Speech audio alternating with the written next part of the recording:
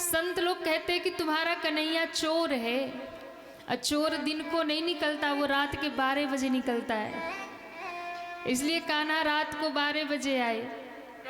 हमारे राम जी बोले ये तो राजाधिराज हैं, ये तो सेठ हैं, महाराज हैं, इसलिए ये दिन के 12 बजे चलते, दिन के 12 बजे प्रकट हुए। अच्छा, जैसे ही महाराज दोपहरी के 12 बज रहे थे, भगवान प्रकट हुए थे, और दोपहर में आंगन में लेकर जब कौशल्या मैया राम जी को आई, तो आपने देखा होगा कि जब दोपहरी का समय मध्य दिवस होता है, उस समय सूर्य भगवान बिल्कुल आंगन के बीचों बीच होते हैं, आंगन के मध्य में होते हैं।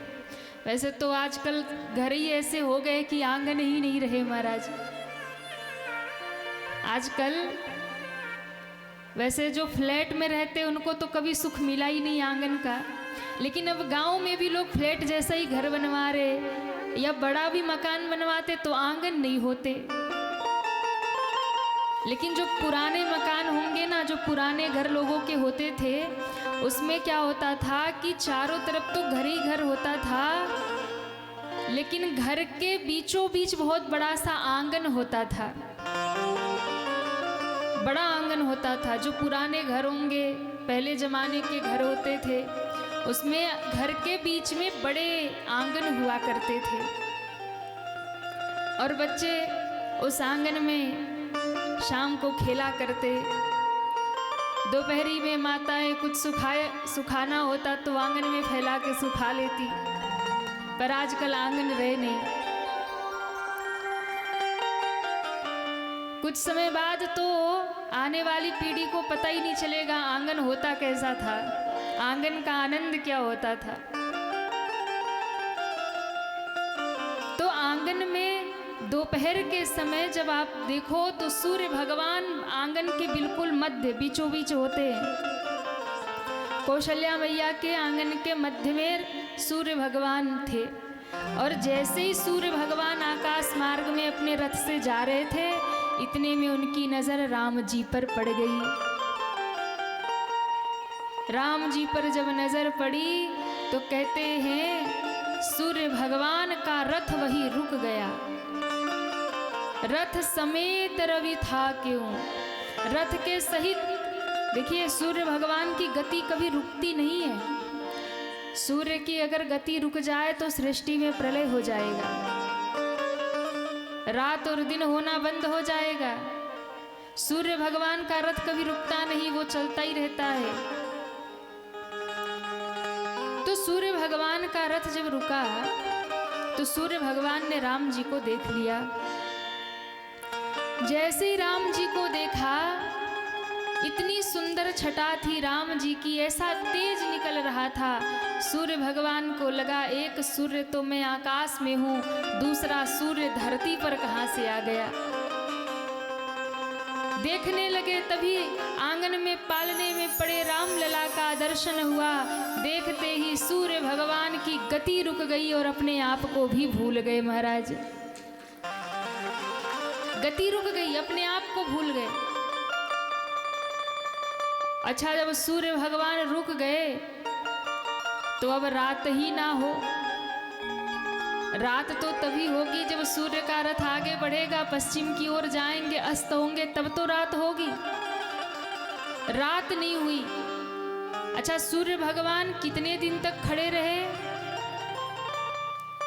कहा कि सूर्य भगवान का रथ आंगन के बीचों बीच खड़ा है, और ऐसे समाधि में लीन हुए कि मास दिवस कर दिवस भा, मर्म न जाने कोई, रथ समेत रवि था क्यों, निशा कवन विधि हो। एक महीने का एक दिन हो गया, यानी एक महीने तक अयोध्या जी में पूरी सृष्टि पर जब राम जी प्रकट हुए तो 1 महीने तक रात ही नहीं हुई, दिन ही दिन रहा। और इस मर्म को कोई जान भी नहीं पाया, कोई नहीं जान पाया। सबको लगा कि 1 ही दिन बीता, पर 1 महीना बीता। सूर्य भगवान 1 महीने तक खड़े रह गए राम जी को देखकर। राम जी को देखकर 1 महीने तक खड़े रह गए महाराज। ऐसा स्वरूप राम जी का। अच्छा, तो पता कैसे चला? तो कहा इस मर्म को केवल और केवल महादेव जाने, भगवान शंकर जाने। और ये बात शंकर जी ने मैया पार्वती को बताया कि देवी, जब राम जी का दर्शन सूर्य भगवान को हुआ तो रथ समेत रवि था क्यों, मास दिवस कर दिवस भा, मर्म न जाने कोई, कोई नहीं जान पाया। 1 महीने का 1 दिन हो गया, सूर्य भगवान खड़े के खड़े। अब कहते हैं जैसे ही लोगों ने देखा राम जी को, घर घर में उत्सव हो रहा। किसी ने कहा भैया देखो हमारे राम जी कैसे प्रकट हुए, तो कहा यज्ञ करने से प्रकट हुए। तो हम लोग क्या करें, हम लोग भी घर घर में हवन करें। अच्छा, 1 महीने तक दिन ही दिन रहा, दिन ही दिन रहा। तो रात्रि जो थी वो भगवान से थोड़ी नाराज हो रही थी। और जब रात्रि नाराज हो रही थी,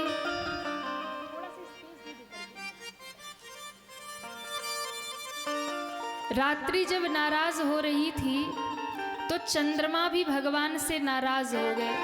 चंद्रमा मुंह लटकाए खड़े। राम जी ने कहा क्या हुआ? चंद्रमा ने कहा एक तो आप सूर्य वंश में आए और दूसरे आप दिन के 12 बजे दोपहरी के आए, हमें तो दर्शन हो ही नहीं रहा। ये सूर्य भगवान अपना रथ लेकर आगे बढ़ते ही नहीं, और जब तक सूर्य नहीं जाएंगे, संध्या नहीं होगी, रात्रि नहीं होगी, तब तक चंद्रमा नहीं आएंगे। चंद्रदेव कह रहे प्रभु मुझे दर्शन नहीं हो रहा, 1 महीना हो गया मुझे दर्शन नहीं हो रहा। राम जी ने कहा क्यों उदास हो? बोले मैं इसीलिए उदास हूं कि मुझे दर्शन नहीं हो रहा। तब भगवान ने चंद्रमा को वरदान दिया। बोले चिंता मत करो, हम तुम्हें वरदान देते हैं। क्या वरदान दिया? राम जी ने कहा सुनो, इस बार भले ही हम सूर्य वंश में आए हैं और दोपहरी के 12 बजे आए हैं, पर हम तुम्हें वचन देते हैं अगला अवतार जब मेरा द्वापर में होगा, जब मैं कृष्ण बन के आऊँगा, तो इस बार मैं चंद्र वंश में आऊँगा और रात के 12 बजे आऊँगा। सबसे पहला दर्शन है चंद्रदेव तुम ही हमारा करोगे, तुम दर्शन करोगे। चंद्रमा और जोर जोर से रोने लगे। राम जी ने कहा अब तो वचन दे दिया, अब क्यों रो रहे हो? कहा प्रभु वचन तो ठीक है, पर ये तो बहुत लंबा समय है, अभी 1 युग बीतेगा, जब आओगे तब आओगे, पर मुझे तो अभी कुछ चाहिए, अभी चाहिए। बोले हाँ।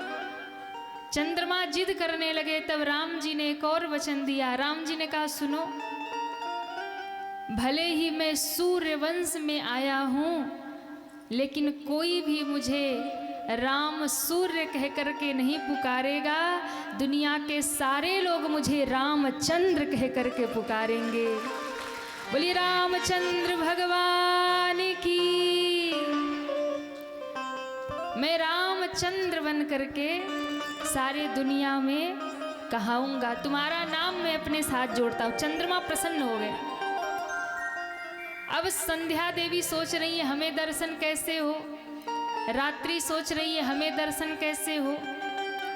तो उस समय क्या हुआ कि अयोध्या वासियों ने रंग और गुलाल उड़ाया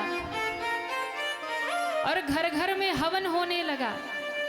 जब घर घर में हवन हुआ, रंग गुलाल उड़ने लगा, तो पूरे आसमान में धुआं छा गया और रंग गुलाल छा गया, और ऐसा लगा कि जैसे संध्या हो गई है। कभी कभी उत्सवों में होता है ना कि जब बहुत आप रंग गुलाल उड़ा दो तो छाया जैसी होने लगती है।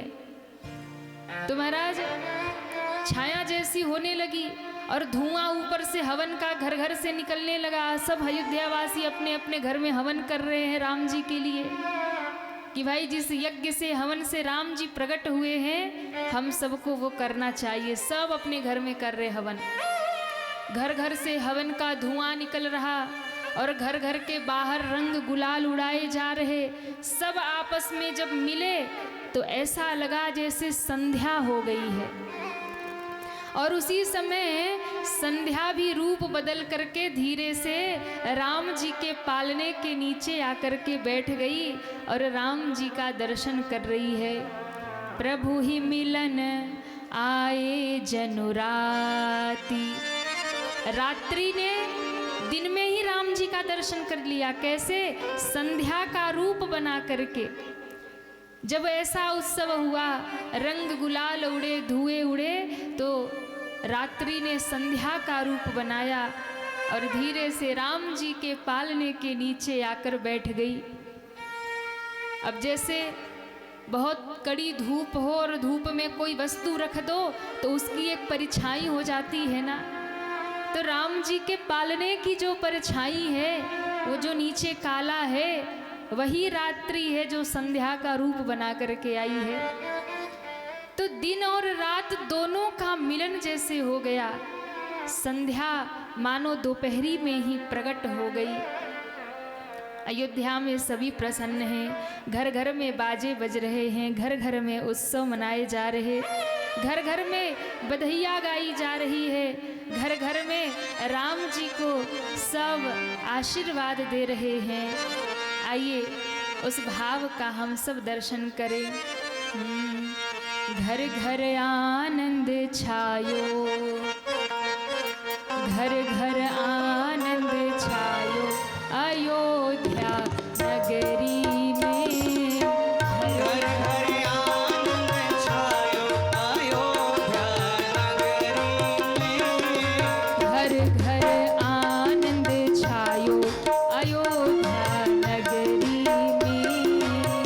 घर घर आनंद छायो अयोध्या नगरी में। कौशल्या सुत छायो अयोध्या नगरी में। कौशल्या सुत छायो अयोध्या नगरी में। कौशल्या सुत छायो अयोध्या नगरी में। कौशल्या सुत छायो अयोध्या नगरी में। सभी दोनों हाथ उठा के बधाई हो।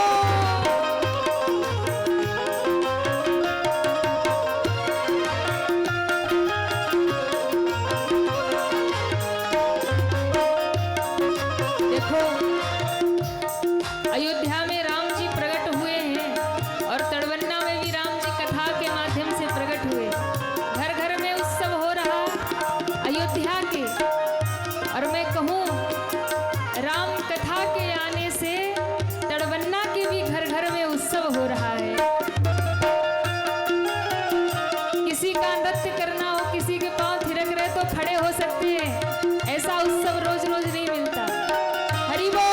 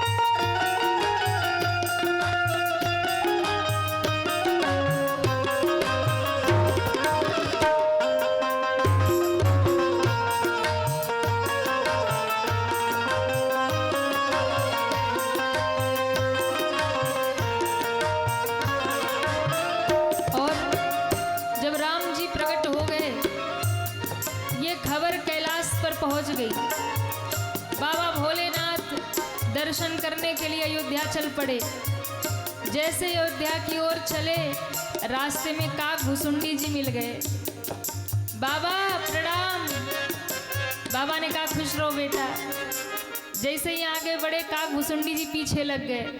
बाबा कहाँ जा रहे? शंकर जी ने कहा दर्शन करने निकले, भी दर्शन नहीं हुआ, टोका टोकी शुरू हो गई। बोले बस ऐसे ही जा रहे। अब पीछे लग गए, कहाँ जा रहे कहाँ जा रहे? बोले अयोध्या जा रहे। क्या करने? बोले राम जी का दर्शन करने। काक भुसुंडी बोले हमें भी ले चलो। शंकर जी ने कहा दर्शन हुआ नहीं, ये कौआ और पीछे लग गया। चल भाई चल। अब राम जी के दर्शन करने गए तो दोनों ने रूप बदल लिया, और रूप बदल करके शंकर जी बन गए गुरु, काक भुसुंडी जी बन गए चेला। मनुष्य तन लेकर के डमरू बजाते हुए भोले बाबा अयोध्या की गलियों में घूमने लगे। बिचरे मगन मनुज तन कीन्हे,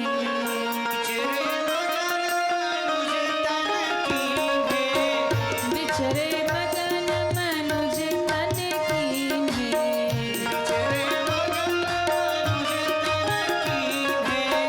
बिचरे मगन मनुज तन कीन्हे,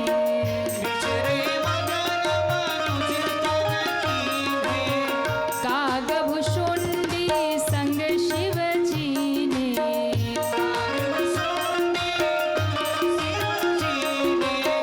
काग भुसुंडी संग शिव जी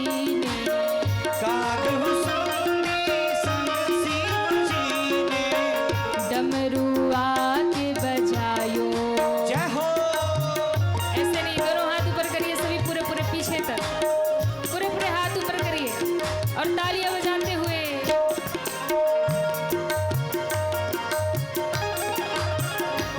हरि बोल।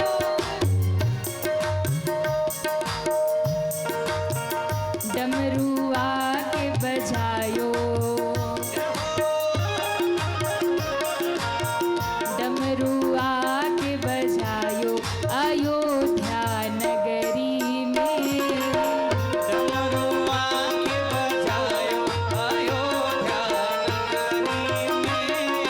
घर घर आनंद छायो, अयोध्या नगरी में,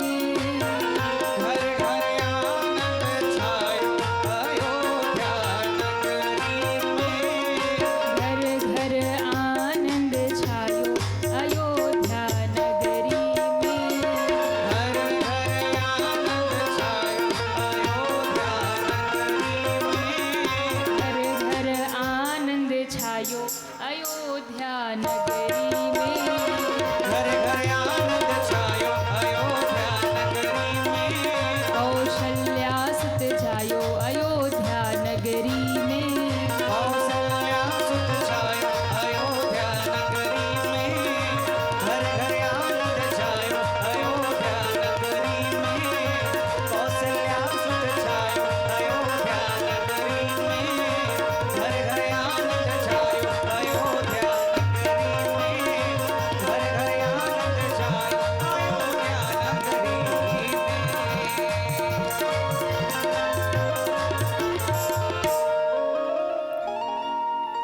डमरू आके बजायो, अयोध्या, अरे गाइए ना, नगरी में, घर घर आनंद, अयोध्या, घर घर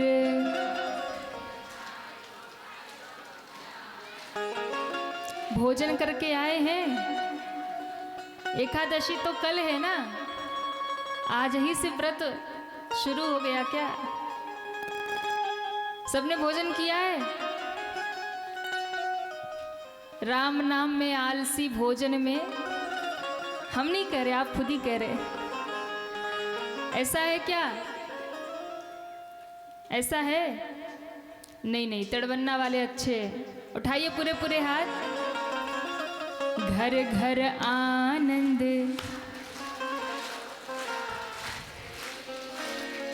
घर घर आनंद छायो,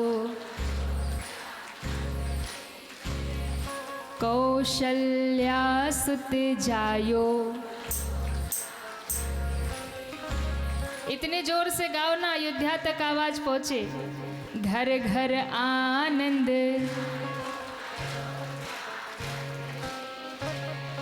कौशल्या सुत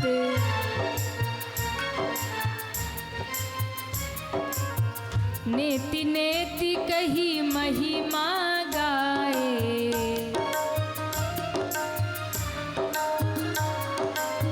जाको वेद पार नहीं पाए।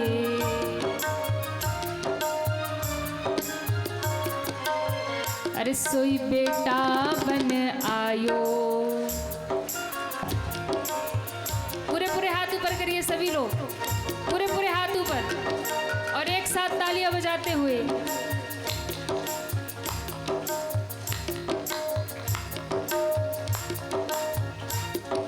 सो बेटा बन आयो अयोध्या, कौशल्या सुत जायो। घर घर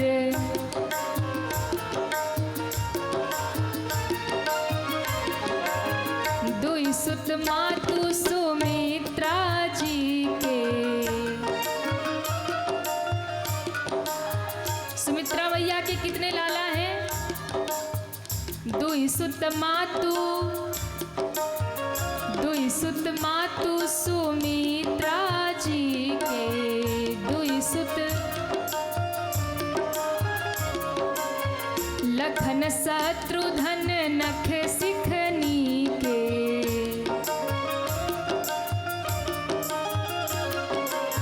सुवरन देखिल जायो अयोध्या। पूरे पूरे हाथ ऊपर करिए। घर घर आनंद छायो अयोध्या नगरी में।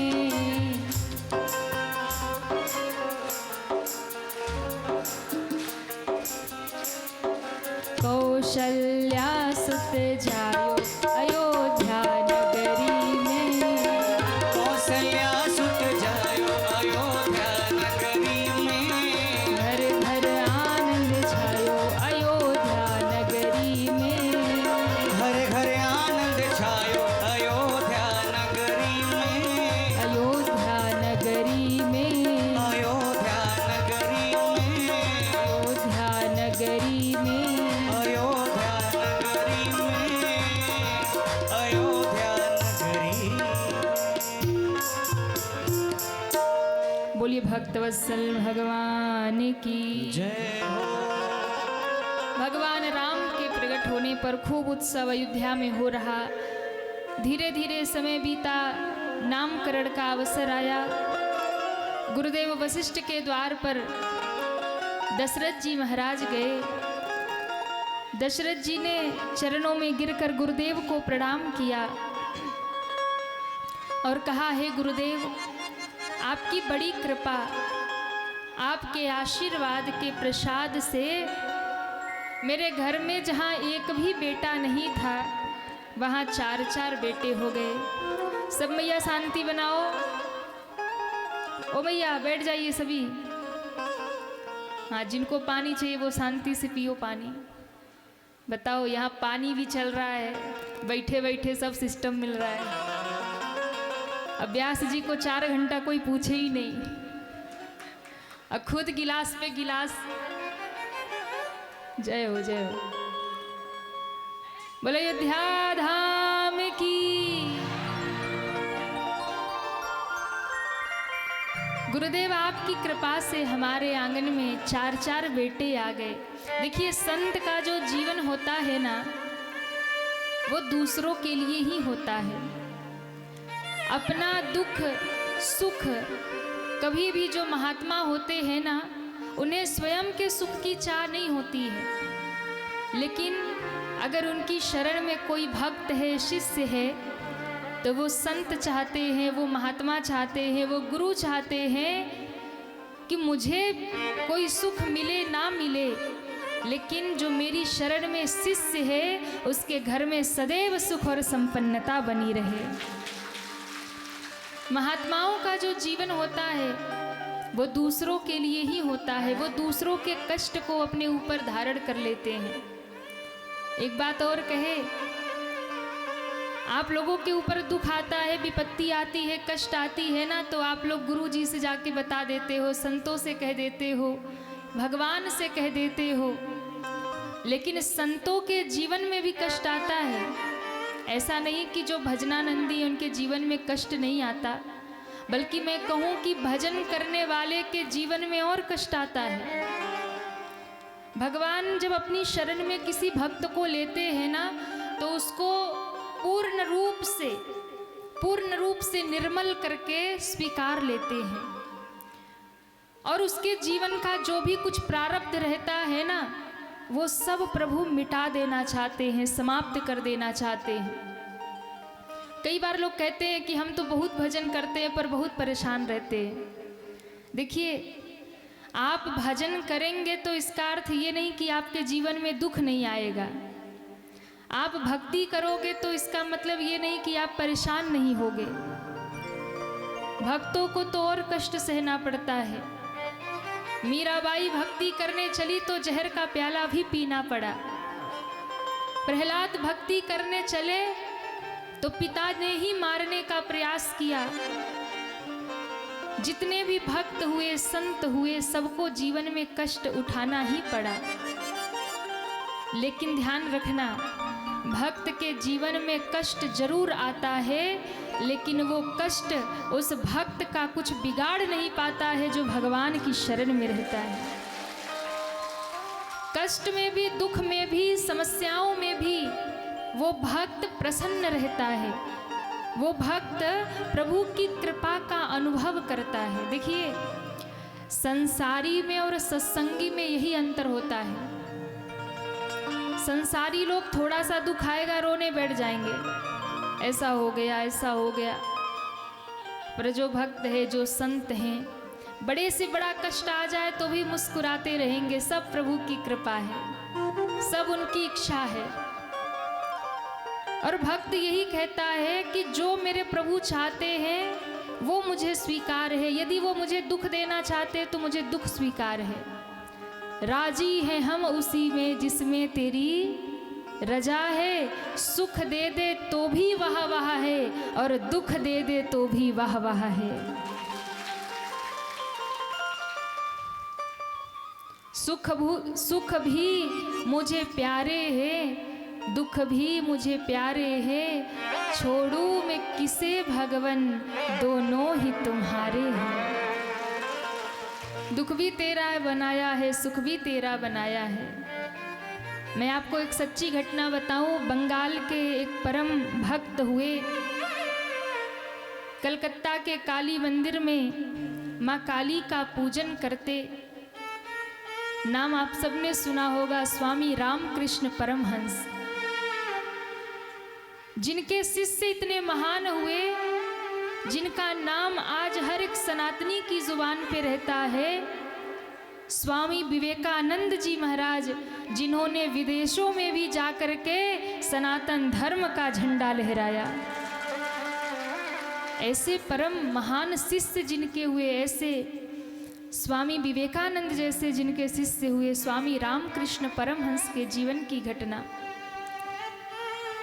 स्वामी रामकृष्ण परमहंस इतने बड़े महात्मा थे, इतने बड़े संत थे कि साक्षात माँ काली उनसे बात किया करती। जैसे हम लोग बात करते हैं, एक दूसरे को आमने सामने देखते हैं ना, ऐसे स्वामी रामकृष्ण माँ काली से बात करते थे।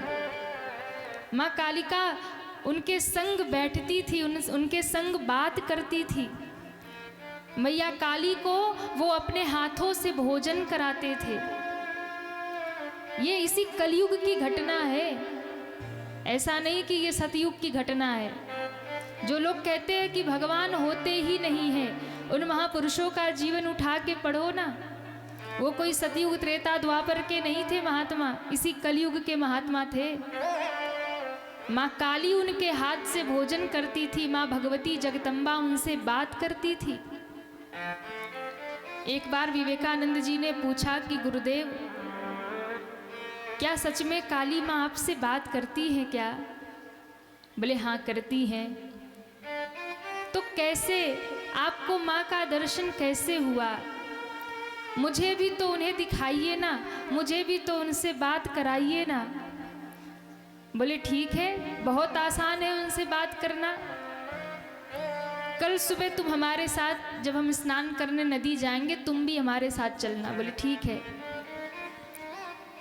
स्वामी विवेकानंद जब छोटे थे, उनका नाम नरेंद्र था, लेकर के गए नदी में स्नान करने। गुरुजी नदी में घुसे और चेले को भी बुला लिया, आजा बेटा। डुबकी लगाई और संग में स्वामी विवेकानंद जी ने भी डुबकी लगाई। जैसे ही डुबकी लगाई वैसे ही सर पकड़ा और उसी पानी में डुबा दिया। अब ये बाहर आने के लिए तड़प रहे, छटपटा रहे, हाथ पांव मार रहे, पर बाहर निकल नहीं पा रहे। गुरुजी ने ऊपर से दबा रखा है, नहीं निकल पा रहे। जैसे ही महाराज 2 मिनट हुआ, अब लगा कि प्राण निकल जाएंगे। बोले गुरुदेव अब प्राण गए। गुरुजी ने छोड़ दिया। सोई ऊपर आए, पहली गहरी सांस लिए, मुंह में पानी, नाक से पानी, सब पानी पानी निकल रहा। एकदम खांसते छींकते बाहर भगे। कहा गुरुदेव ये आप कर क्या रहे? हमें मारना चाह रहे थे। अरे 1-2 सेकंड और ऐसे ही पानी में दबा के रखते मेरा सिर, तो मैं तो मर ही जाता। गुरुजी मुस्कुराए, बोले एक बात बताओ, जब मैंने तुम्हें पानी में डुबा के रखा तो तुम्हें लग कैसा रहा था? बोले श्वास बंद हो गई थी, आंखें फटी जा रही थी, मुंह में पानी भरा जा रहा था, लग रहा था कब बाहर निकल जाऊं। ऐसी तड़प हो रही थी, ऐसी छटपटाहट हो रही थी, कैसे बाहर निकल जाऊं, कैसे बाहर निकल जाऊं। मुस्कुराए और कहा तुम्हारे प्रश्न का यही उत्तर है। क्या मतलब? तुमने पूछा था ना कल कि माँ काली मुझे कैसे प्राप्त हुई, कैसे मुझसे बात करती हैं? तो सुनो, इस पानी में डूबने के बाद जैसी तड़प तुम्हें बाहर आने के लिए हो रही थी, जिस दिन ऐसी तड़प तुम्हें माँ से मिलने की हो जाएगी, उसी दिन माँ तुम्हें दर्शन दे देगी। ऐसे परम महान संत माँ काली को अपने हाथ से भोजन कराते, स्वयं खा लेते। सारे भोजन को पहले भोग लगाने से पहले चख लेते, अच्छा बना कि नहीं बना, दाल कैसी बनी, सब्जी कैसी बनी, सब चख लेते। हलवा कैसा बना, पूड़ी कैसा, सब चख के तब माँ को खिलाते, तब माँ को खिलाते। एक बार ये घटना सारे पुजारियों ने देखी, बोली ये पुजारी सही नहीं है, ये माता रानी को जूठा करके भोग लगाते हैं, इनको निकालो मंदिर से बाहर। स्वामी जी को मंदिर से बाहर निकाल दिया गया। कहते हैं 15 दिन बीता, माँ काली की प्रतिमा जो मूर्ति मंदिर में थी वो मूर्ति दुबली होने लगी, क्योंकि माँ काली ने भोग लगाना बंद कर दिया, खाना बंद कर दिया। रानी रासमणी जिन्होंने मंदिर बनवाया था, अभी कुछ दिन पहले, कुछ महीने पहले ही कोलकाता में कथा थी, वहाँ मैंने जाकर दर्शन किया माँ काली के उस दिव्य स्वरूप का, जहाँ स्वामी रामकृष्ण परमहंस की पावन स्मृतियाँ हैं।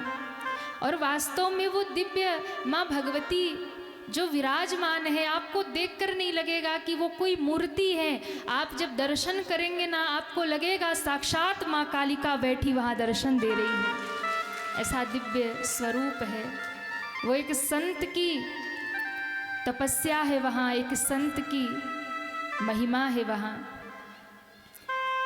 मूर्ति दुबली होने लगी। रानी रासमणी ने पुजारियों को फटकार लगाई, बोले तुम लोग ठीक से माँ का अर्चन पूजन नहीं कर रहे हो, क्योंकि माँ की मूर्ति दुबली हो रही है, बड़ी चिंता की विषय है। रानी रासमणी ने माँ को निवेदन किया, माँ यदि हमसे कोई भूल हुई है तो तुम हमें मार्गदर्शन करो। स्वप्न आया रानी को कि सुनो महारानी, मैंने 15 दिन से भोजन नहीं किया, रानी रासमणी ने रोकर पूछा, माँ ऐसा क्या अपराध हो गया कि आपने भोजन करना छोड़ दिया? माँ काली ने कहा, सुनो, जिस भाव से हमें राम कृष्ण भोजन कराते थे ना, उस भाव से ये सारे पुजारी हमें भोजन नहीं करा पा रहे हैं। अगर तुम चाहती हो कि मैं फिर से भोजन करूं, तो जाकर के राम कृष्ण को वापस ले आओ। सुबह होते ही रानी रासमणी भागी भागी गई और राम कृष्ण के चरणों में गिर के कहा, तुम जूठा खिलाओ, जैसा खिलाओ हमें नहीं खबर, लेकिन चलो राम कृष्ण, तुम्हारे बिना तो माँ काली भी अनशन करके भूखी बैठी हैं, 15 दिन हो गए भोजन नहीं किया। सोचिए, ऐसे महान संत, लेकिन आपको पता है जीवन का जब उनका अंतिम क्षण आया तो बड़ा कष्टकारी था। स्वामी रामकृष्ण परमहंस के गले में अचानक सूजन हुआ और जब डॉक्टरों ने चेक किया तो बताया उन्हें गले का कैंसर हो गया।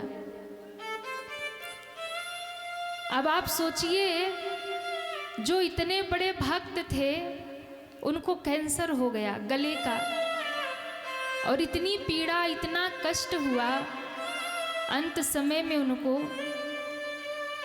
लेकिन उन्होंने माँ काली को कभी नहीं दोष दिया कि मैंने तुम्हारी इतनी पूजा की, तुम साक्षात मुझे दर्शन देती हो, मेरे हाथ से मेरा जूठा भोजन करती हो।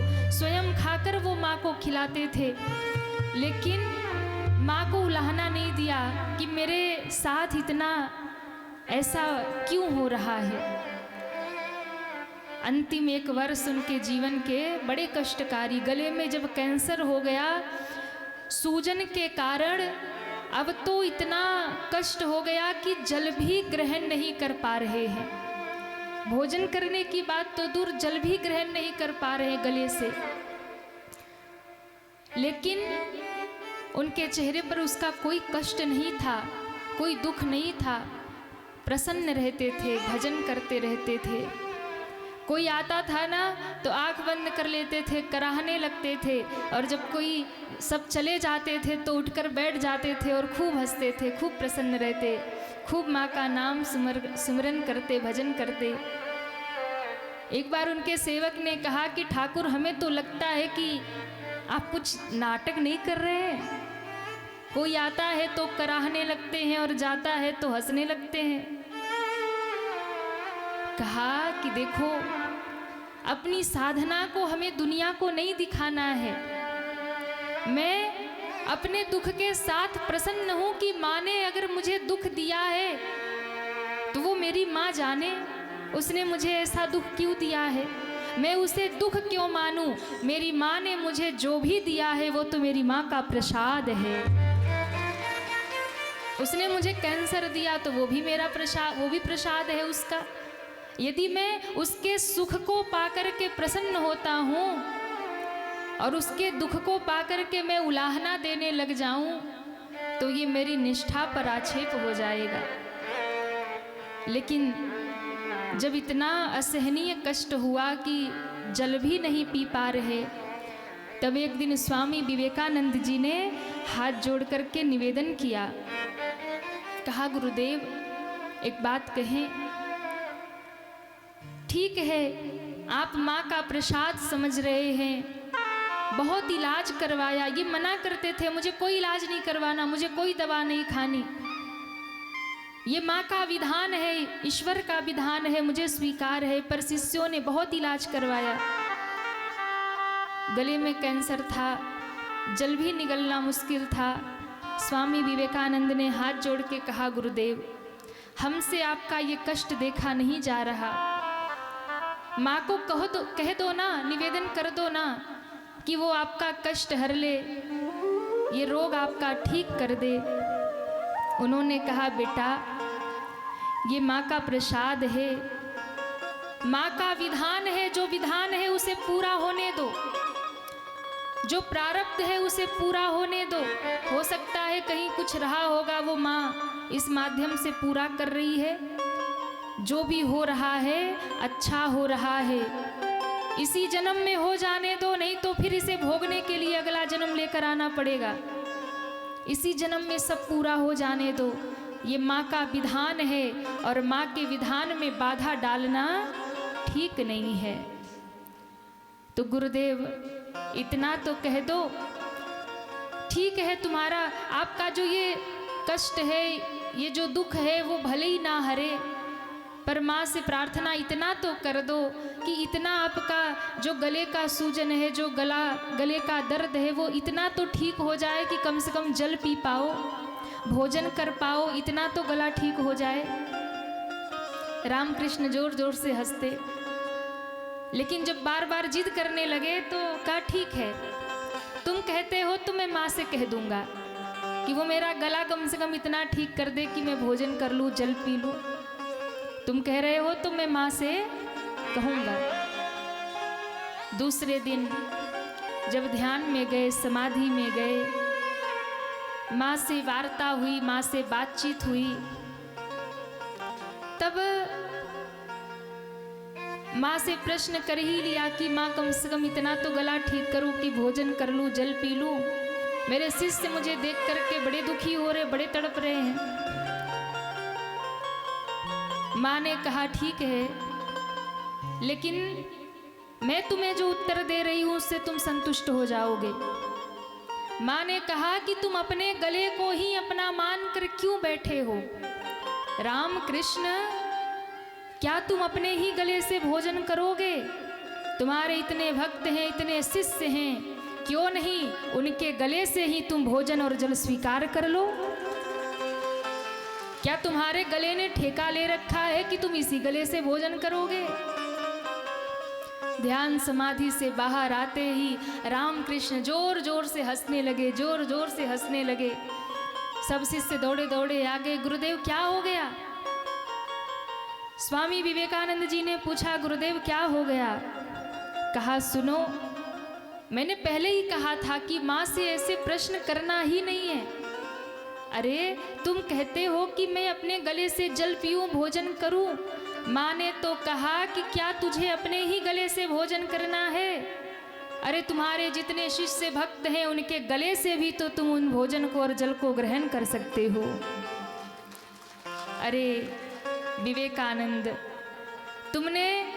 तू तो बुद्धू था ही, मुझे भी तूने माँ के सामने बुद्धू बना दिया। मैंने कहा था कि माँ से ऐसे प्रश्न नहीं करना, लेकिन उस दिन आदेश दे दिया रामकृष्ण परमहंस ने विवेकानंद को।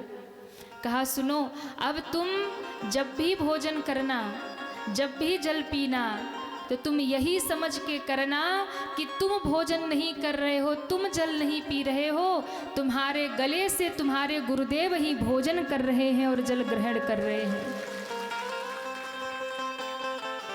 माँ की बात सत्य है, क्यों ना मैं अपने भक्तों के, अपने शिष्यों के, तुम सबके गले से भोजन ग्रहण करूं, तुम सबके गले से जल ग्रहण करूं। क्या इसी गले ने ठेका ले रखा है? ऐसे महान संत। और उस दिन से उन्होंने फिर कभी माँ से शिकायत नहीं की, कुछ कहा ही नहीं, कष्ट को सहते रहे। डॉक्टर ने जब चेक किया, बोले इतना कष्ट कोई सह करके जीवित कैसे रह सकता है? असहनीय पीड़ा इनको हो रही होगी, लेकिन इनके चेहरे पर मुस्कुराहट रहती थी, प्रसन्नता रहती थी। महाराज समाधि में चले गए, स्वामी जी समाधि को ग्रहण कर लिया और शरीर को उन्होंने स्थापित कर दिया। उनके आत्मा परम सत्ता में लीन हो गई, शरीर उन्होंने छोड़ दिया, लेकिन कभी भी अपने उस दुख के लिए माँ काली को उन्होंने दोष नहीं दिया, अपनी भक्ति को दोष नहीं दिया। ऐसे महात्माओं के जीवन से हमें सीखना चाहिए। हम लोग तो एक लोटा जल शंकर जी को चढ़ा लेते हैं तो परम भक्त अपने आप को बताते हैं, और जरा सा दुख आए तो शंकर जी को भी चार गाली सुना आते हैं। हाँ बताओ, इतना रोज रोज लोटा भर के जल चढ़ाया, हमको इतना दुख दिया। ये भक्ति नहीं है, ये भक्ति नहीं है। भक्ति का अर्थ होता है समर्पण, भक्ति का अर्थ होता है प्रेम, भक्ति का अर्थ होता है कि जिसमें प्रभु की मर्जी है जो प्रभु जीवन में देते हैं उसे हंस कर के स्वीकार कर लेना, चाहे वो सुख हो, दुख हो या कुछ भी हो महाराज। भक्ति का अर्थ शिकायत करना नहीं होता। संसार का नियम है। आपको हम बताएं, स्वामी रामकृष्ण परमहंस को गए तो फिर भी समय हो गए। अभी वर्तमान में वृंदावन के अनन्य भक्त संत पूज्यपाद श्री प्रेमानंद बाबा जी को आप सबने सुना होगा। दोनों किडनियां फेल है। एक का नाम राधा रख दिया, एक का नाम कृष्ण रख दिया। एक बूंद भी जल मुंह में डालते नहीं है। इतनी पीड़ा, आप सोचिए, जिसकी दोनों किडनी खराब हो जाए उसे कितना दर्द होगा, कष्ट होगा, वो जीवित कैसे रह पाएगा। पर दोनों किडनी खराब है, स्वास्थ्य खराब रहता है, फिर भी बिना एक बूंद जल पिए वो बैठे 6-6, 7-7 घंटे तक भक्तों के बीच में प्रवचन करते रहते हैं और मुस्कुराते रहते हैं। ये भक्ति का बल है, ये असली भक्ति का बल है, ये असली भजन का बल है। हमारे बीच में भी तो आज भी तो ऐसे महात्मा महापुरुष हैं, संत भगवान हैं। हम क्यों उन्हें देख करके नहीं समझते हैं कि उनके आगे तो हमारा अपना जीवन बहुत अच्छा है, पर हम लोगों को तो शिकायत करना है। इसलिए भगवान का जो विधान है, भगवान का जो नियम है, और जो भी जीवन में मिल रहा वो अपना कर्म है, प्रारब्ध है।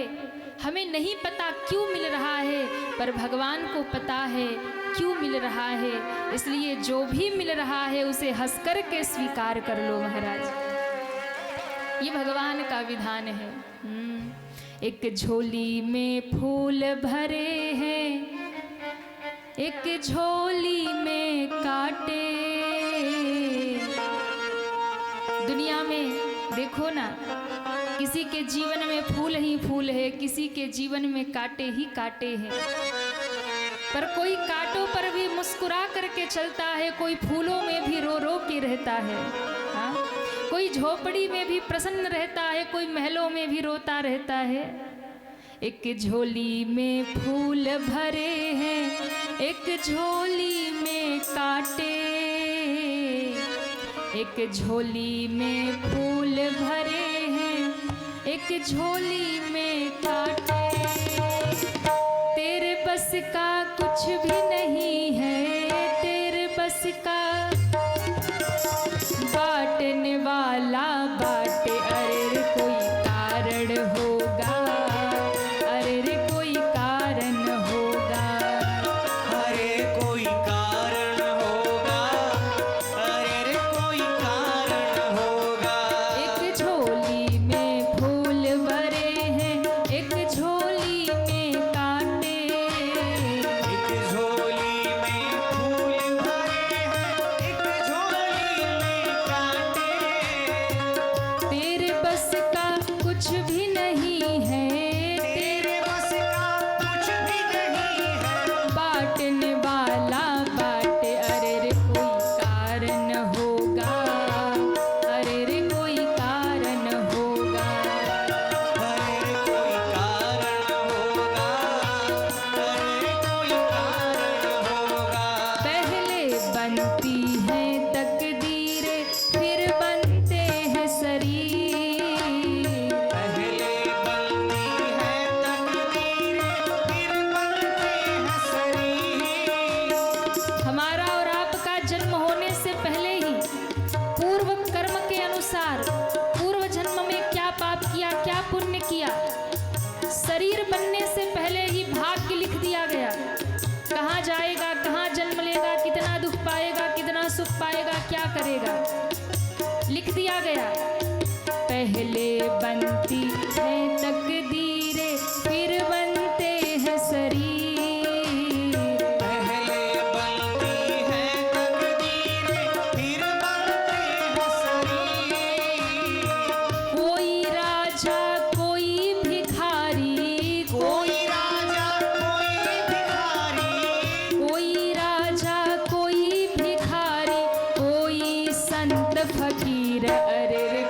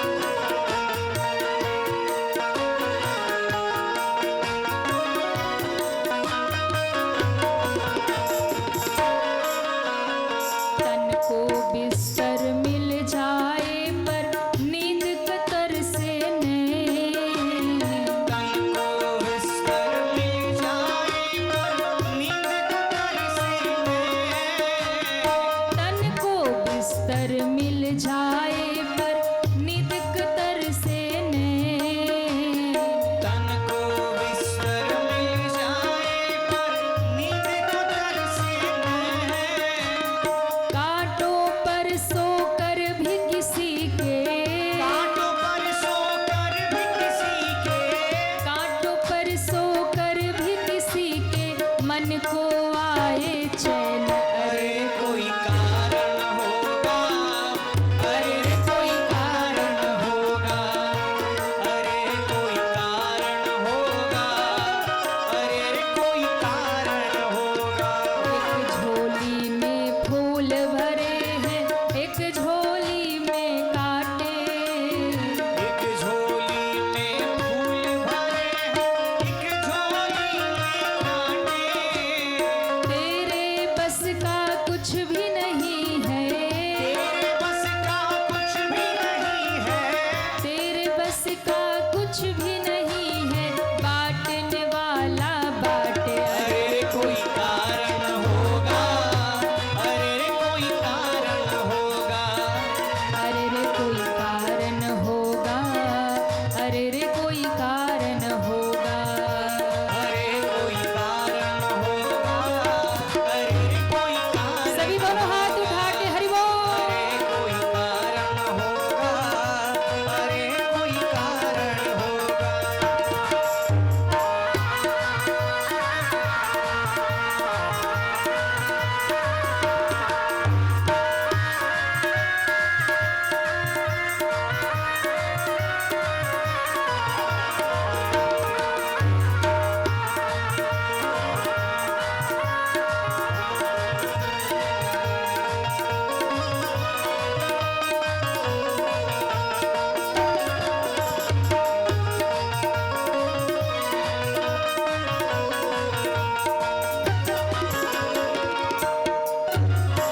सागर से भी बुझ ना पाए कभी किसी की प्यास। सागर से भी बुझ ना पाए कभी किसी की प्यास।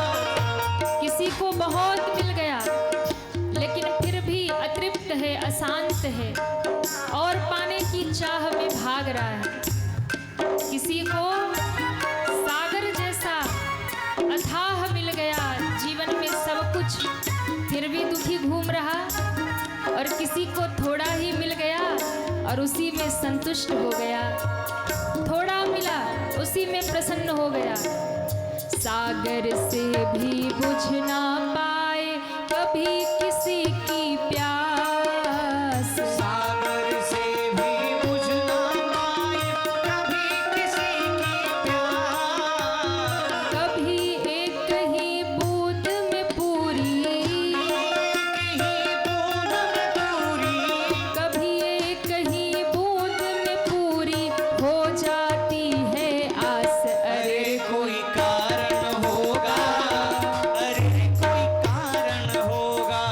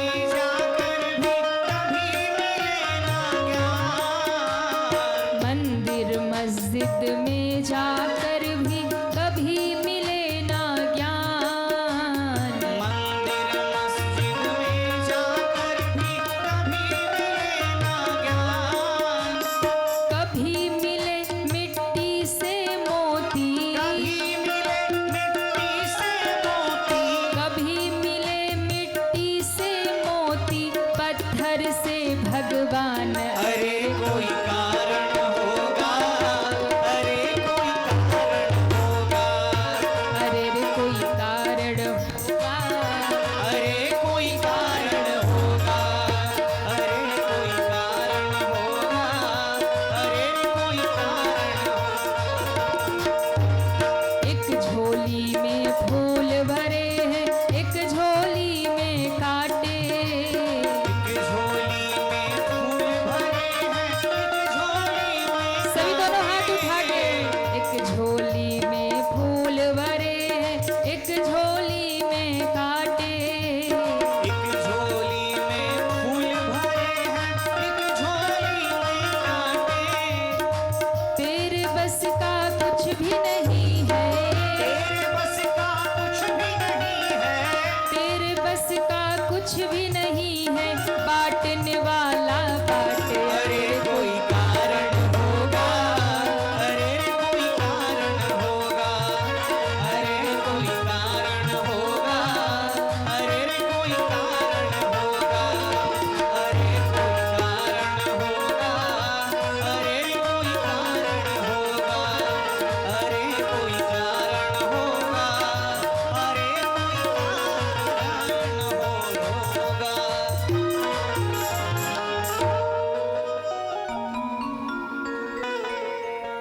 पहले बनती हैं तकदीरें, फिर